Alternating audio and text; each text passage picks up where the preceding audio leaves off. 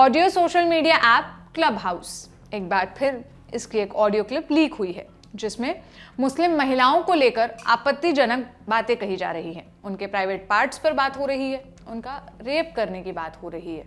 17 जनवरी की रात @जैमिनिज्म नाम के हैंडल से ट्वीट किया गया। ट्वीट में ट्रिगर वार्निंग देते हुए क्लब हाउस के एक ग्रुप चैट का स्क्रीन रिकॉर्ड भेजा गया। ग्रुप चैट का टॉपिक था मुस्लिम लड़कियां हिंदू लड़कियों से ज्यादा खूबसूरत होती है, गर्ल्स ओपिनियन। इसमें एक शख्स कहता है कि आखिर में उसके जैसे आरएसएस भक्त सारी मुस्लिम लड़कियों की घर वापसी करवाएंगे। एक और शख्स कहता है कि उसने सुना है कि मुस्लिम महिलाओं से सेक्स करने से सारे पाप धुल जाते हैं। एक शख्स ने कहा कि उसने सुना है कि मुस्लिम महिलाओं से सेक्स करना 7 मंदिर बनाने जैसा है। इसमें ऐड करते हुए एक दूसरा शख्स कहता है कि इसमें बाबरी मस्जिद तोड़ने जितना पुण्य मिलता है। एग्जैक्टली शब्द बेहद आपत्तिजनक है, इस वजह से हम उनका इस्तेमाल इस वीडियो में नहीं कर सकते। इस ऑडियो में महिलाओं के जननांगों और उनके रंग पर भी लोग टिप्पणी कर रहे हैं। वो बता रहे हैं कि दोनों कैसे अलग अलग होते हैं। इसी ऑडियो में एक शख्स कह रहा है कि उसके पिता ब्राह्मण है और उसकी माँ मुस्लिम है। वो कह रहा है कि उसे अपनी माँ के जननांगों पर क्रश हो गया है। वो पूछ रहा है कि इसके लिए वो अपनी माँ को कैसे मनाए। इस पर लोग उसे अपने पिता को मार देने तक का सुझाव दे रहे हैं। वो शख्स ये तक कह रहा है कि ऐसा करने पर उसका नाम धार्मिक किताबों में दर्ज हो जाएगा। दिल्ली महिला आयोग ने इस पूरे मामले में पुलिस को नोटिस भेजा है। इस मामले को संज्ञान में लेते हुए दिल्ली महिला आयोग ने दिल्ली साइबर क्राइम सेल को नोटिस जारी किया है। मुस्लिम महिलाओं के खिलाफ भद्दी टिप्पणी करने वाले लोगों के खिलाफ FIR दर्ज करने की मांग की है। वैसे ये पहली बार नहीं है, इससे पहले सुल्ली डील्स और बुल्ली बाई वाले मैटर भी आ चुके हैं और अब ये मैटर आया है। मुस्लिम महिलाओं को निशाना बनाने के लिए हिंदू अतिवादी लंबे वक्त से अलग अलग तरीके से ये अटैक कर रहे हैं। जुलाई 2021 में सुल्ली डील्स ऐप का मामला सामने आया था। इस ऐप में मुस्लिम महिलाओं की तस्वीरें उनके सोशल मीडिया अकाउंट से चुराकर इस्तेमाल की गई और उनकी बोली लगाई गई थी। ये ऐप गिटहब ओपन सोर्स पर बनाया गया था। महिलाओं ने रिपोर्ट दर्ज कराई, फिर कई लोगों ने आपत्ति दर्ज कराई, तब जाकर इस ऐप को बैन किया गया। कुछ नेताओं ने ये मामला बार बार उठाया, लेकिन इस मामले में लंबे वक्त तक कोई गिरफ्तारी नहीं की गई थी।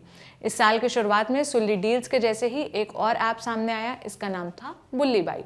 इसे भी गिटहब पर बनाया गया था। द वायर की पत्रकार इस्मत आरा ने 1 जनवरी को इस बारे में ट्वीट किया था। बताया था कि उनकी तस्वीरों का गलत इस्तेमाल करके इस ऐप पर उनकी बोली लगाई जा रही है। एक ही ओपन सोर्स में बने होने के अलावा दोनों ही ऐप में कई समानताएं थी। दोनों ही मुस्लिम महिलाओं की बोली लगाई जा रही थी।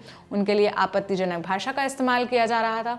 उनकी तस्वीरों को गलत तरीके से इस्तेमाल किया जा रहा था और दोनों में ही ऐसी महिलाओं को टारगेट किया जा रहा था जो सामाजिक और राष्ट्रीय मुद्दों पर खुलकर अपने विचार रखती हैं। जब बुल्ली बाई ऐप सामने आया तो सरकार, पुलिस और सिस्टम पर सवाल उठने शुरू हुए कि अगर सुल्ली डील्स केस में कार्रवाई की गई होती तो लोगों की गिरफ्तारी हुई होती तो आपराधिक प्रवृत्ति के लोगों का हौसला नहीं बढ़ता और बुल्ली बाई जैसा ऐप की वाली जो घटना है वो दोबारा सामने नहीं आती। 4 जनवरी को मुंबई पुलिस ने जानकारी दी कि बुल्ली बाई ऐप मामले में 2 आरोपियों की गिरफ्तारी हो गई है। बताया कि बुल्ली बाई ऐप के पीछे मास्टरमाइंड एक महिला है जिसे उत्तराखंड से गिरफ्तार किया गया है। वहीं दूसरे आरोपी की पहचान विशाल कुमार के तौर पर हुई जो इंजीनियरिंग का स्टूडेंट है। जिसके बाद 9 जनवरी को पुलिस ने मध्य प्रदेश के इंदौर से ओमकारेश्वर ठाकुर नाम के एक शख्स को सुल्ली डील ऐप मामले में गिरफ्तार किया। इसके अलावा मई 2021 में ईद के दिन लिबरल डॉगी नाम से यूट्यूब चैनल से पाकिस्तानी और भारतीय मुस्लिम महिलाओं की वर्चुअल नीलामी की गई।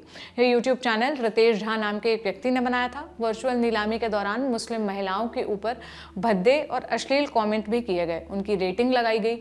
लिबरल डॉग की लाइव वर्चुअल नीलामी के दिन के बाद ट्विटर पर भी मुस्लिम महिलाओं की इसी तरह से वर्चुअल नीलामी की गई थी। क्लब हाउस की बात करें तो ये पहली बार नहीं है कि जब किसी ग्रुप चैट में महिलाओं को निशाना बनाया गया हो।